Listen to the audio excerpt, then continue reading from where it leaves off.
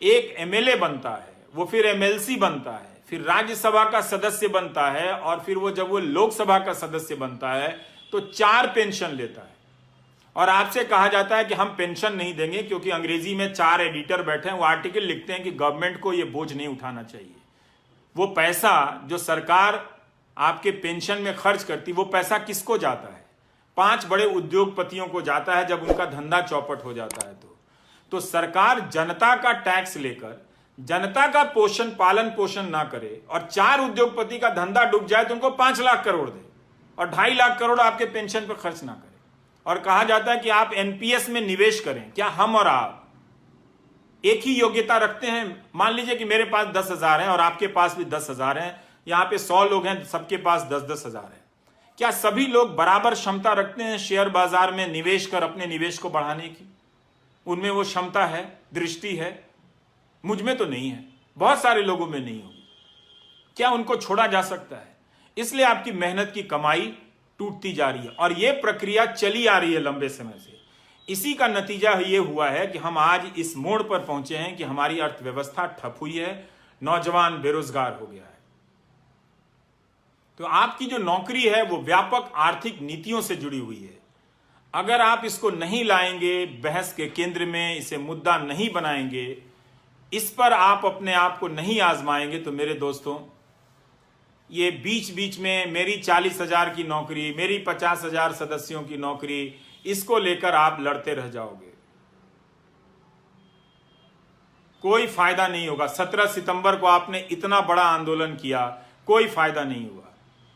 आप मेरी बात को सुनो, मेरे बारे में जो अफवाहें फैला रहे हैं वो फैलाते रहें।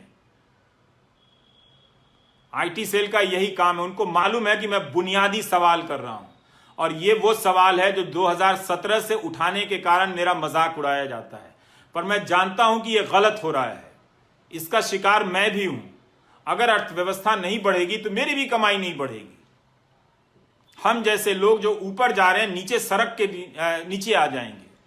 और आपको तो जीवन में 10 साल या 5 साल के लिए ऊपर जाने का भी मौका नहीं मिलेगा। मुझे तो मिला भी, लेकिन मेरे जैसे बहुत कम लोग हैं और आप जैसे जो मुझसे ज्यादा काबिल हैं, आप लोगों को एक सिस्टम की नीतियों के तहत बर्बाद किया गया। आप समझिए इस बात को। आपको जिसका भी समर्थक रहना है बनिए, लेकिन रोजगार के सवाल पर जुनून पैदा कीजिए, धर्म के सवाल पर नहीं, जाति के सवाल पर नहीं, वरना आप बेरोजगारी के दौर से गुजरते हुए बुढ़ापे में जाएंगे और तब आपके लिए वो 1,000 रुपए सामाजिक सुरक्षा के लिए होंगे, जिसे प्रधानमंत्री ऐसे बताते हैं जैसे 1 करोड़ रुपए उनकी झोली में डाल दिया हो। अपना पेंशन बता दें विधायकों का या सांसदों का, उसकी तुलना में अब आप और हम रिटायर होंगे तो 5,000 रुपया पेंशन नहीं होगा हमारा। हम कैसे जिएंगे, ये हमारा सवाल है। ऐसा नहीं है कि सरकार के पास पैसा नहीं है। अगर सरकार 10-10 लाख करोड़ रुपए बड़े उद्योगपतियों के बेलआउट पे खर्च कर सकती है, जो संख्या में सिर्फ 10 होते हैं या 100 होते हैं, तो सारे सरकारी कर्मचारियों को सरकार पेंशन दे सकती है। आपने 20 साल का यह दौर बिना पेंशन का देख लिया। कई लोगों ने जो ग्रामीण डाक सेवा में काम करते हैं, उनके किसी एक बच्चा बाहर के देश में नौकरी करता था, उसने लिखा कि यह समस्या बहुत बड़ी है, हमारे पिताजी और उनके दोस्तों का की पेंशन नहीं आ रही है, आप उठाइए। ये 2018 की बात होगी या 19 की बात होगी। तो मैं इस विभाग को नहीं जानता था, तो उस लड़के ने कहा कि मैं न्यूजीलैंड या कहीं हूं तो मैं कमाकर अपने पिता को भेज देता हूं, पर उन्हें बहुत शर्मिंदगी होती है कि सरकारी नौकरी में 40 साल रहने के बाद भी बुनियादी जरूरतों के लिए बेटे पर निर्भर हैं।